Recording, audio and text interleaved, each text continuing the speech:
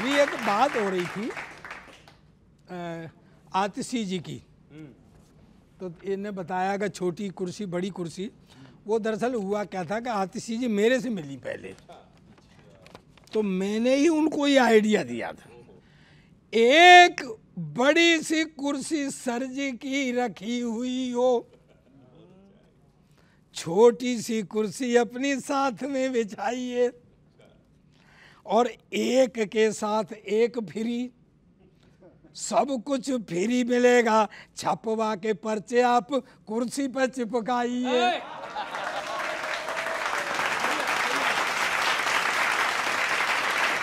अब एक दृश्य बनाता हूँ, दृश्य देखना बच्चे। कुर्सी रखी हुई है सर जी की, कि मफलर को डालिए कुर्सी के कंधों पर,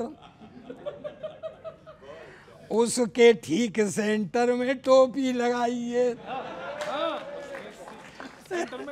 टोपी लगाइए और ईडी सीबीआई का भूत ना सताए उनको 5 मिर्च और 3 नींबू लटकाइए।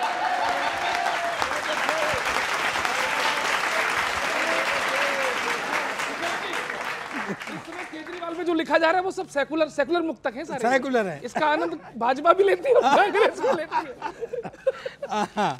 अच्छा, तो वो बोली फिर होगा क्या कुर्सी से? मैं बताता हूँ तुम्हें, अगर सच्ची भक्ति होगी तो। कह करो आरती कुर्सी की, ये दूध मलाई देगी, और साक्षात सर जी की खांसी फिर तुम्हें सुनाई देगी।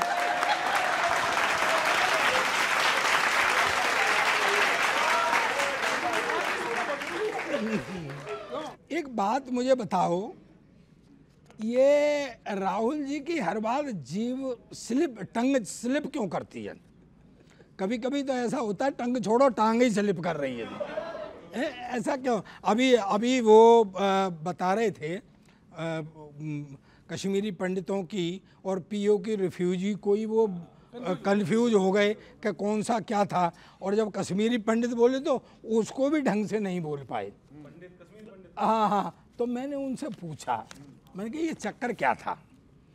मैंने उनको बताया पहले तो 2 पंक्तियों में कि पीयू के रिफ्यूजी और पंडितों में कंफ्यूज, दोनों का अलग अलग टहना था, और आप अपने को कश्मीरी पंडित बताते हो तो शुद्ध उच्चारण तो पंडितों का गहना था।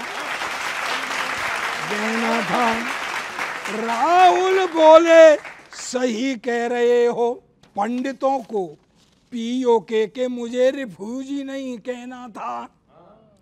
पर चक्कर क्या हुआ? कारण कि कश्मीरी पंडित में टंग स्लिप हुई क्योंकि कुर्ते के ऊपर जनेऊ नहीं पहना था।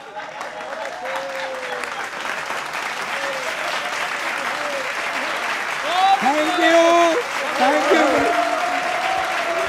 समझ गए, बहुत अच्छे। ये तो बड़े चालाक हैं, गठबंधन को भूल जाते हैं, कहीं तो हाथ मिलाएं, कहीं तो ये ठेंगा दिखाते हैं। और सुनिए सर, रोज रोज ये जो कर्म ऐसे करेंगे, अगली पंक्ति झूम जाना, रोज रोज ये जो कर्म ऐसे करेंगे और मोदी जीत जाएंगे, ये हाथ मलेंगे। ओहो, अरे मोदी जीत जाएंगे, ये हाथ मलेंगे। राहुल जी हमेशा कुछ का कुछ ही बोल जाते हैं, अरे रोज रोज ये जो स्लिप टंग करेंगे, अरे रोज रोज ये जो स्लिप टंग करेंगे, क्या होगा? मोदी जीत जाएंगे, ये हाथ मलेंगे। ये तो अरविंद से कहो कि मिटे श्राप नहीं है, छूटे हैं जमानत पे बरी आप नहीं हैं, छूटे हैं जमानत पे बरी आप नहीं हैं। ये जेल बेल सारा अदालत का काम है, पर इनकी जुबानों पे तो मोदी का नाम है। ये सब मिलके देखो भाजपा पर तिल मिलाते हैं, और रोज रोज ये चने की झाड़ चढ़ेंगे, अरे रोज रोज ये चने की झाड़ चढ़ेंगे, और मोदी जीत जाएंगे ये हाथ मलेंगे। और सुनिए, पूरा गठबंधन, पूरे इतना अच्छा मुख्यमंत्री, इतना उत्तर प्रदेश में कितना अच्छा काम हो रहा है, उसके पीछे पड़ेंगे गठबंधन वाले। मोदी के साथ योगी का कमाल देखिए, यूपी में सेकंड टर्म 2.5 साल देखिए, जब चाहे पकड़ो बकरी का ये कान नहीं है, जब चाहो पकड़ो बकरे का ये कान नहीं है, बीजेपी को हराना यूं आसान नहीं है, बीजेपी को हराना यूं आसान नहीं है। और कोर्ट ने बुलडोजर पर भले ही रोक लगा दी। सबसे ज्यादा खुश कौन हुए? ये हाथ वाले, साइकिल वाले। लेकिन सुनो, बुलडोजर जब थमा तो साइकिल वाले मुस्कुराते हैं, रोज रोज मुजरिमों पे आहें भरेंगे, रोज रोज मुजरिमों पे आहें भरेंगे, इसलिए मोदी जीत जाएंगे ये हाथ मलेंगे। Thank you, thank you, thank you. Gaurav ji ने, गौरव जी, हाँ मैं प्रशंसा की थी नहीं मैं बता रहा हूँ। आपने, गौरव जी ने 2-3 बातें कही। एक तो इन्होंने कहा कि भारतीय जनता पार्टी का संगठन बहुत मजबूत है, आप गठन भी सही से नहीं कर पाते। इस बात से मैं कुछ हद तक इसलिए सहमत हूँ कि 10 साल से जो सरकारी मशीनरी है ना, वो पूरी तरीके से भारतीय जनता पार्टी को मजबूत करने पे लगी हुई है, देश को मजबूत नहीं कर रही है। आज पूछिए दिल्ली में इनका कार्यालय कितने करोड़ का बना हुआ है? हजारों करोड़ का, लगभग 1500 करोड़ का कार्यालय बना हुआ है भारतीय जनता पार्टी का। हर जिले में सैकड़ों करोड़ का कार्यालय है। तो निश्चित रूप से भाई ये मजबूत हो जाएंगे। जनता का पैसा जो जनता की भलाई के लिए जाना था, वो भारतीय जनता पार्टी के कार्यालयों को मजबूत कर रहा है, तो मजबूत तो होंगे ही संगठन में। और मैं, क्योंकि आप बार बार चुनाव का जिक्र कर रहे हैं, 1-2 लाइनें कश्मीर की भी बात हुई थी, इसलिए कह देता हूं। कश्मीर की वादियों में राहुल ने खोली है मोहब्बत की दुकान, कश्मीर की वादियों में राहुल ने खोली है मोहब्बत की दुकान। चुनाव में नौजवानों को 3500 रुपये भत्ता और महिलाओं को 3000 का सम्मान।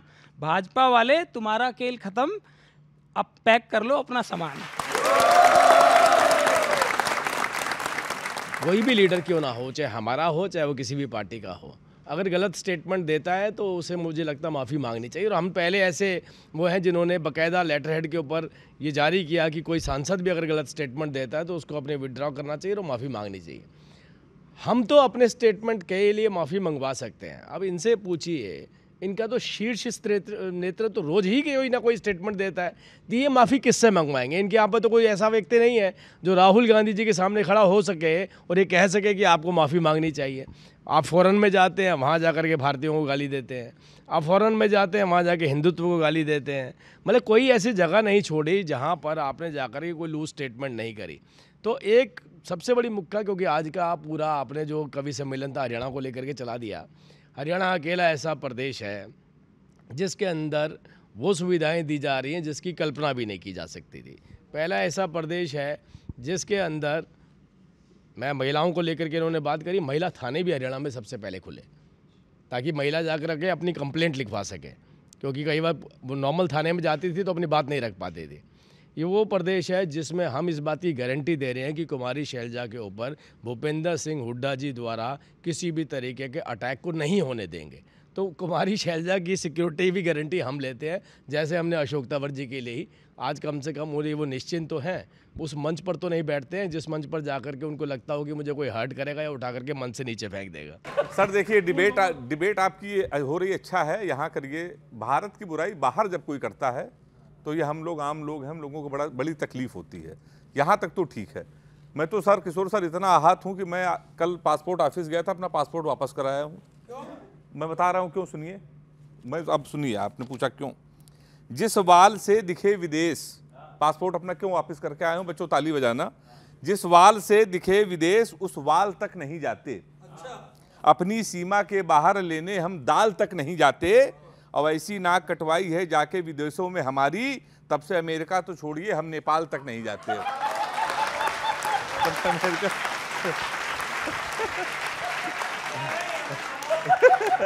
हम नेपाल तक नहीं जाते।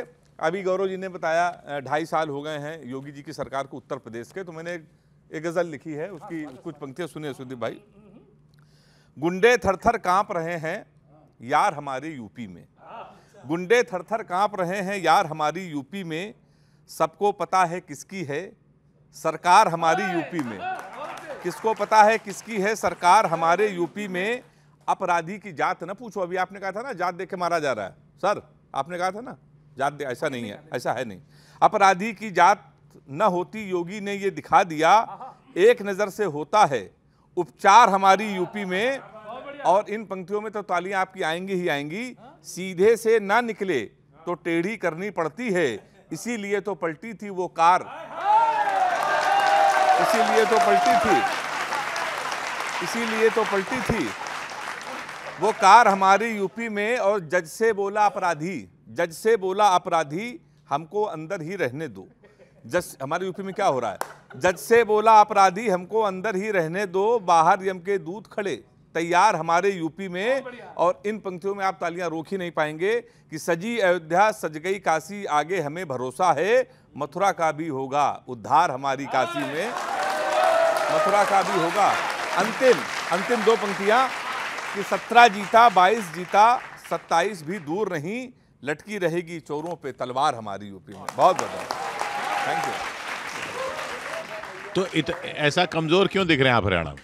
नहीं, मैं देखिए हरियाणा में हमने तो बाकायदा भूपेंद्र सिंह हुड्डा जी के गृह क्षेत्र में जाकर के एक प्रेस कॉन्फ्रेंस करके बोला था कि मैं चुनौती देता हूँ 10 साल की हमारी और 10 साल की आपकी सरकार, और एक एक बिंदुवार सिलसिलेवार मैं बताता हूँ, चाहे वो कृषि को ले लीजिए, इंफ्रास्ट्रक्चर को ले लीजिए, किसी भी इशू पर आइए और मेरे को जवाब दे दीजिए। लेकिन आज इस बात को 1.5 साल हो गया, 1 साल, आज तक कोई जवाब नहीं आया। जवाब क्यों नहीं आया? क्योंकि पत्रकारों तक को फ़ोन कर दिया गया कि यार इस तरीके के आंकड़े जनता में मत लेकर के आइए।